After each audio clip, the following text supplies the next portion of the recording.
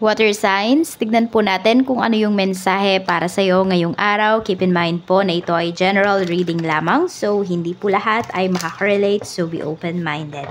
Sa mga hindi pa po nakasubscribe dito sa ating channel, please subscribe na po kayo and pa-like na din po ng ating video.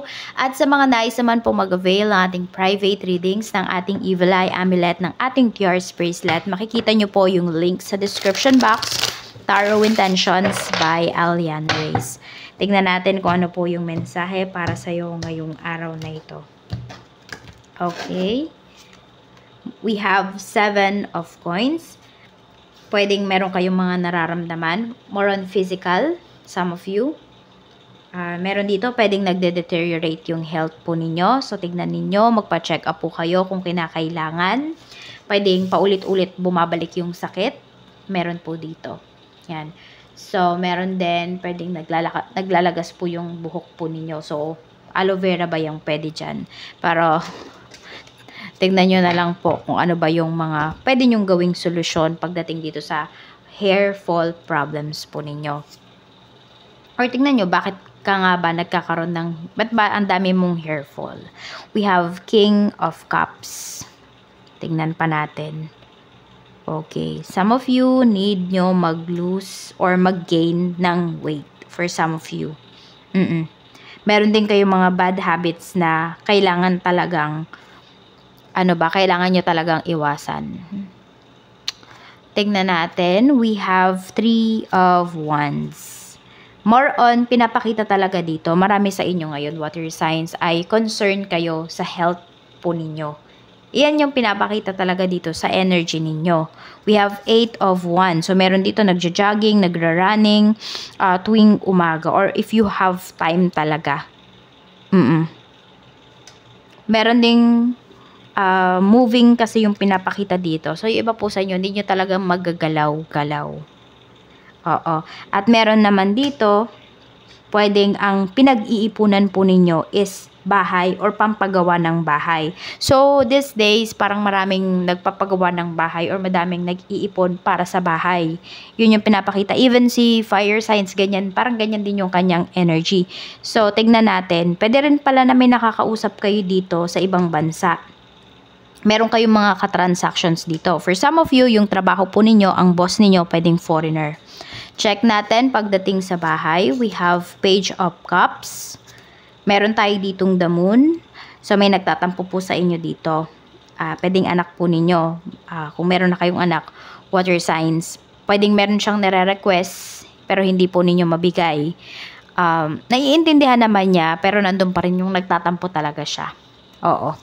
We have the Emperor.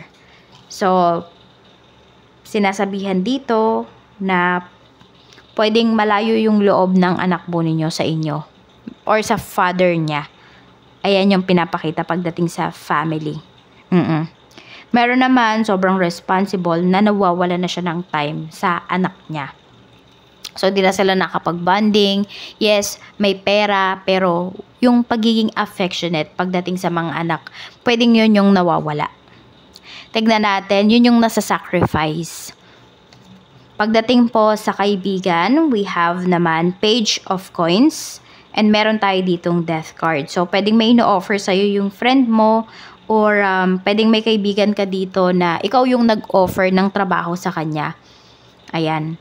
Meron ako nakikita na lumayo rin dito na kaibigan mo at pwedeng successful na siya ngayon. So, pwedeng pinapayuhan ka niya, binibigyan ka niya ng advice, water signs na lumayo ka rin or hanapin mo talaga yung life purpose mo.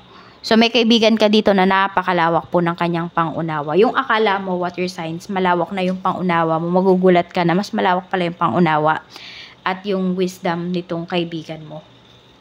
Pwede ngayon lang kayo nakapag-usap ng ganito, kaseryosong mga bagay-bagay. Check natin, pagdating naman po sa love life, we have Stairway to Light. Meron tayo ditong Judgment. So, ang pinapakita talaga dito, pwedeng LDR kayo ng person mo. Oo, ayan po. We have 5 of Cups. May regrets, may panghihinayang. Siguro yung mga times kasi na magkalayo talaga kayo. At kung meron kayong tampuhan, hindi nyo kaagad na aayos. Yun yung parang pinanghihinayangan ng person mo.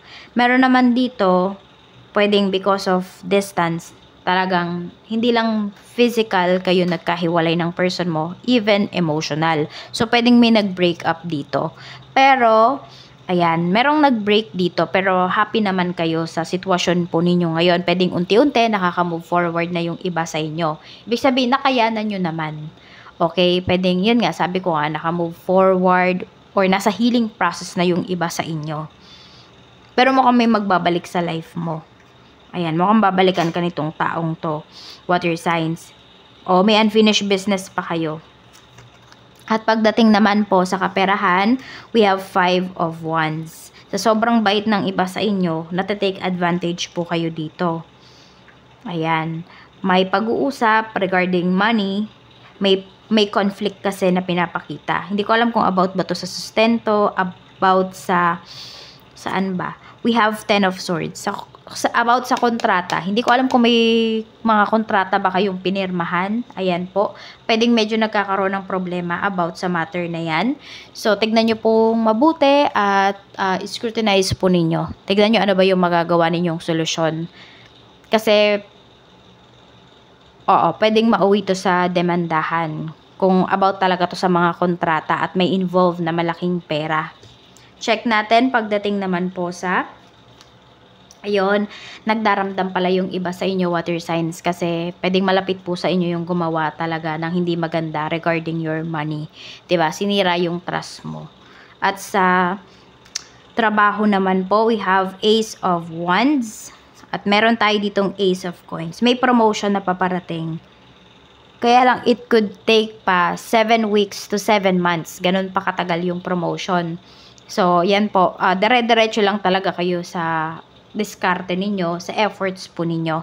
Masusuklian naman siya. Actually, parang may offer din sa inyo dito. Trabaho talaga sa malayo. So, pinapalayo talaga yung iba sa inyo, water signs. Kung nasaan kayo ngayon, pwedeng hindi nyo dyan makikita talaga yung hindi nyo dyan mararamdaman yung sense of fulfillment or yung true happiness or yung life purpose po ninyo. Kaya kung nafe-feel niyo parang laging may kulang, kahit na dapat magsaya ka naman, dapat happy ka talaga dun sa mga nangyayari sa life mo. Pero, hindi yun yung nararamdaman mo. Hindi naman dahil sa hindi ka kontento.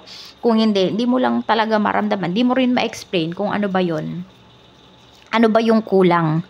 So, siguro po hindi talaga kayo na-fulfilled. Walang sense of fulfillment dyan sa trabaho po ninyo. Tignan naman natin pagdating naman sa negosyo.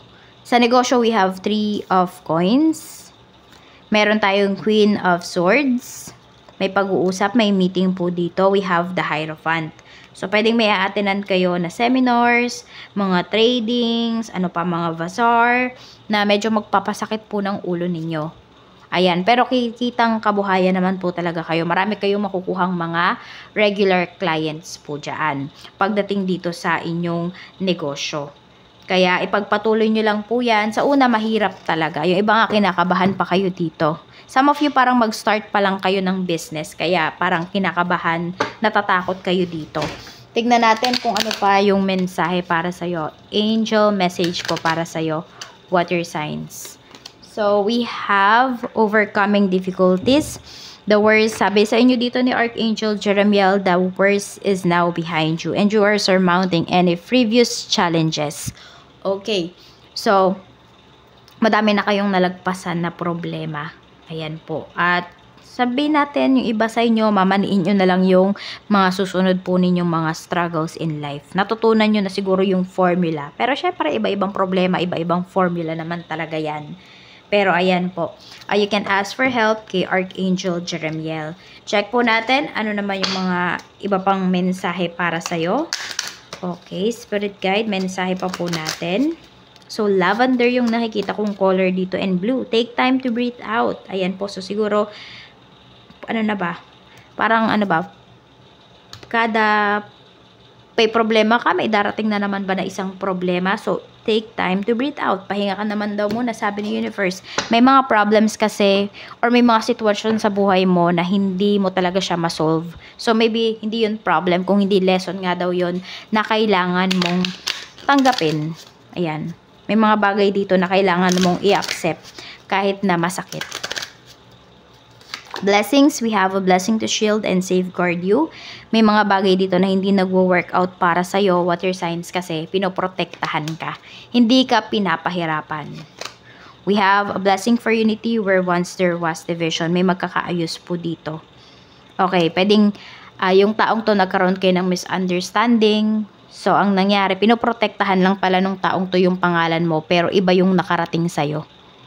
Oo. Tingnan natin ano pa yung mensahe. Blessings, we have a blessing of the earth. Meron talaga kayong big amount of money na pwedeng ma-receive ngayong araw na ito. Ito po ay pinaghirapan po ninyo. So, we have 37, 45, and number 1. Yan po yung inyong mga lucky numbers.